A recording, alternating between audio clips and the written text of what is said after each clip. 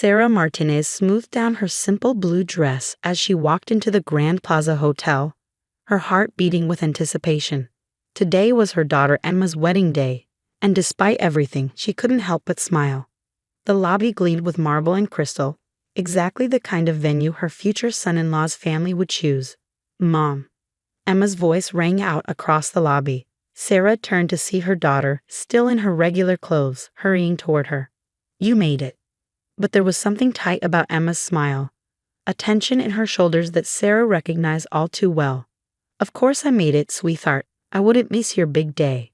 Sarah reached out to hug her daughter, but Emma took a small step back, her eyes darting around the lobby. "Mom, I need to tell you something," Emma began, wringing her hands. "James's family, they've made some changes to the seating arrangements." Sarah's stomach tightened. She'd been expecting something like this ever since James's mother, Patricia Thompson, had taken over the wedding planning. "What kind of changes?" "They've moved you to the back table," Emma said quickly, the words tumbling out. "Near the kitchen entrance. Patricia says it's because of the photographer's setup, but—" She trailed off, unable to meet her mother's eyes.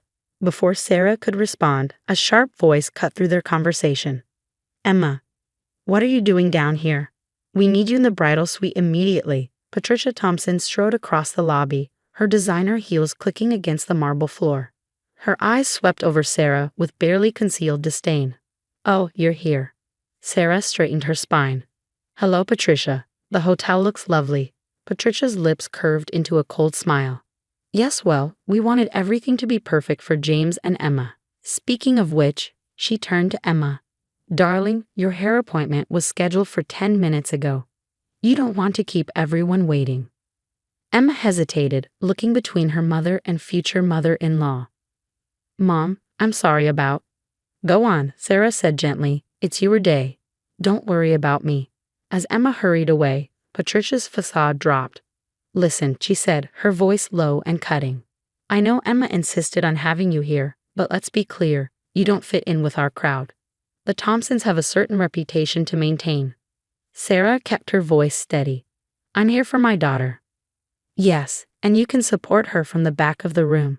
We don't need your modest circumstances ruining the wedding photos. I'm sure you understand." Patricia's smile was sharp as glass. "Oh, and we've arranged for the staff meals to be served at your table." It seemed appropriate. With that, Patricia turned and walked away, leaving Sarah standing alone in the vast lobby. For a moment, she allowed herself to feel the full weight of the humiliation. She thought about the extra shifts she picked up at the hospital, working as a nurse to help pay for Emma's education. About the nights she'd spent helping Emma study for her medical school entrance exams, proud beyond words when she'd been accepted. Now her daughter was marrying into the Thompson family, owners of the largest hospital network in the state, and suddenly Sarah's decades of hard work meant nothing. She found her way to the ballroom, where the wedding would take place in a few hours. The space was stunning. Crystal chandeliers caught the light, fresh flowers adorned every table, and a string quartet was setting up in the corner. But as she walked toward the back of the room, she saw it, her table, partially hidden behind a large pillar right next to the swinging kitchen doors. "Mrs. Martinez?" A young woman in hotel staff uniform approached her. "I'm Jenny from Event Services. We were told you'd be seated here." Sarah nodded, noticing the sympathy in Jenny's eyes. "That's right. The thing is," Jenny lowered her voice, glancing around, "I wanted to let you know, while the staff here, we all know who you are. My sister was at County General last year when you worked that terrible 30-hour shift during the crisis. You saved her life." Sarah blinked in surprise. She remembered that night. A massive pileup on the highway had overwhelmed the hospital. She'd stayed long past her shift, working until she could barely stand. Jenny continued, "We think it's wrong how they're treating you, and we wanted you to know, if you need anything, just ask. The whole staff is on your side." For a moment, Sarah stood there, processing Jenny's words. Then she remembered something that could change everything. She reached into her purse and pulled out her phone. "Actually," she said, a small smile playing at her lips, "there is something you could help me with. But first, I need to make a call." As she dialed a familiar number, Sarah watched the Thompson family sweeping through the ballroom, directing staff and making demands. Patricia was at the center of it all, gesturing dramatically about some perceived flaw in the table settings. "Hello, Marcus. It's Sarah Martinez. Remember that favor you owe me? I think it's time to cash it in." The next 2 hours passed in a blur of activity. Sarah watched from her corner as the ballroom filled with guests, all dressed in designer clothes and dripping with jewelry. She couldn't help but notice how the Thompson family greeted each arrival with elaborate embraces and air kisses, at least until they spotted her. "Is that her?" She overheard one woman whisper to Patricia, "The mother who works as a nurse." Patricia's response was just loud enough to carry. "Yes, unfortunately. But don't worry, we've managed to keep her out of sight. Can't have anything spoiling James's big day." Sarah checked her watch. Any minute now.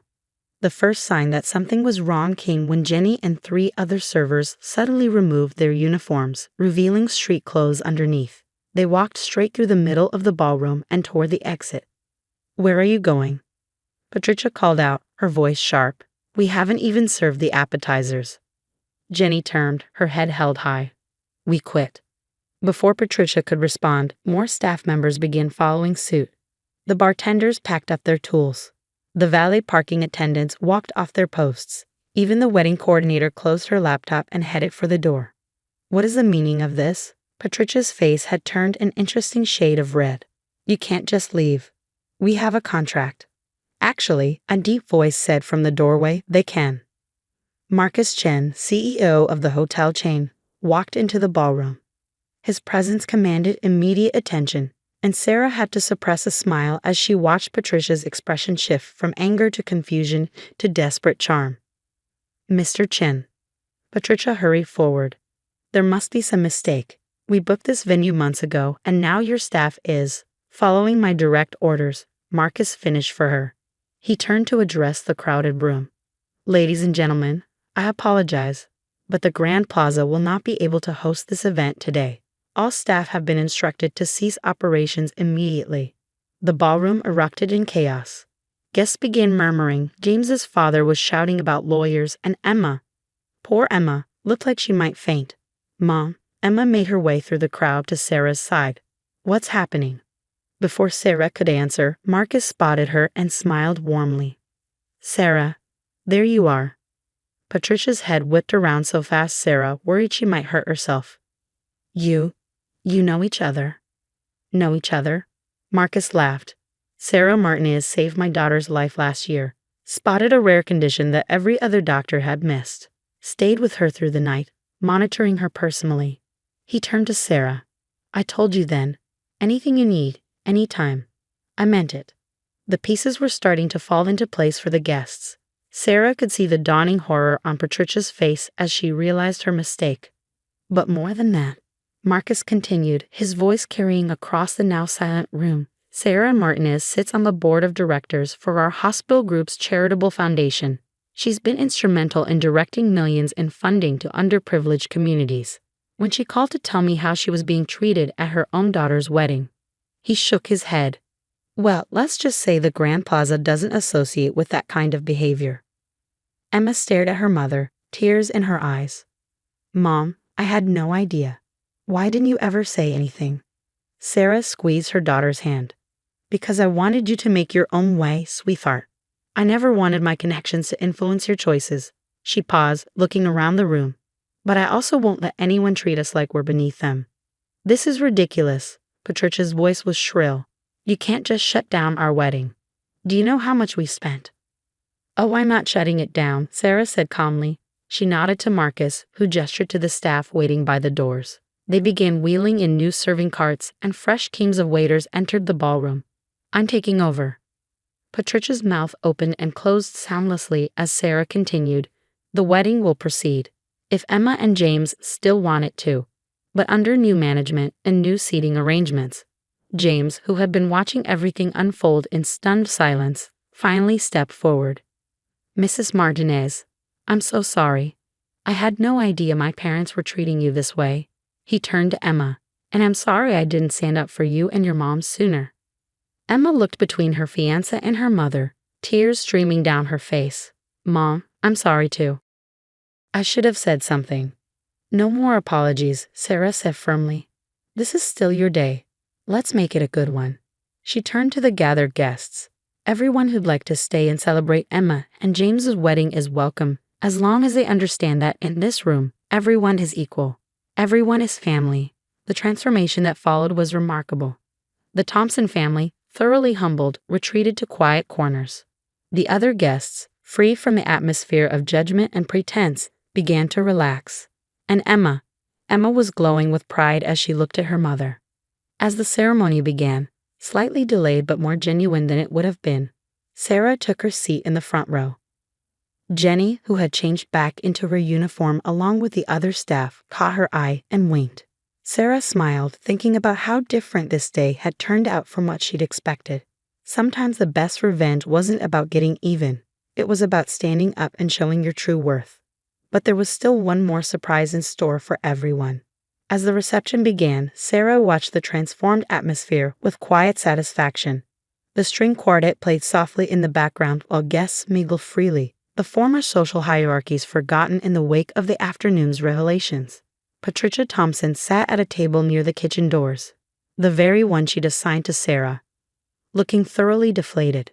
Her husband Richard kept checking his phone, no doubt trying to assess the social damage of the day's events. Sarah almost felt sorry for them. Almost. Mrs. Martinez? James approached her table, looking nervous but determined. Could we talk privately for a moment? Sarah nodded, following her new son-in-law to a quiet corner of the ballroom. James took a deep breath before speaking. I want you to know, he began, that I've made some decisions. I'm stepping away from my family's hospital administration position. Sarah's eyebrows rose in surprise. James, that's not necessary. It is, he insisted. I've been thinking about this for a while, actually. I went into healthcare administration because it was expected, but he straightened his shoulders. I want to go to medical school, like Emma. I want to help people directly, the way you do. A warm smile spread across Sarah's face. Emma never told me that. I never told her, James admitted. I was afraid of disappointing my parents, but after seeing you today, how you handled everything with such grace and strength, I realized I've been living my life trying to please the wrong people. Before Sarah could respond, Marcus Chen appeared at her elbow. Sarah, there's someone here who'd like to speak with you. He gestured toward the ballroom entrance, where an elegant older woman stood waiting. Sarah's heart skipped a beat as she recognized Dr. Catherine Reynolds, the current health commissioner for the state.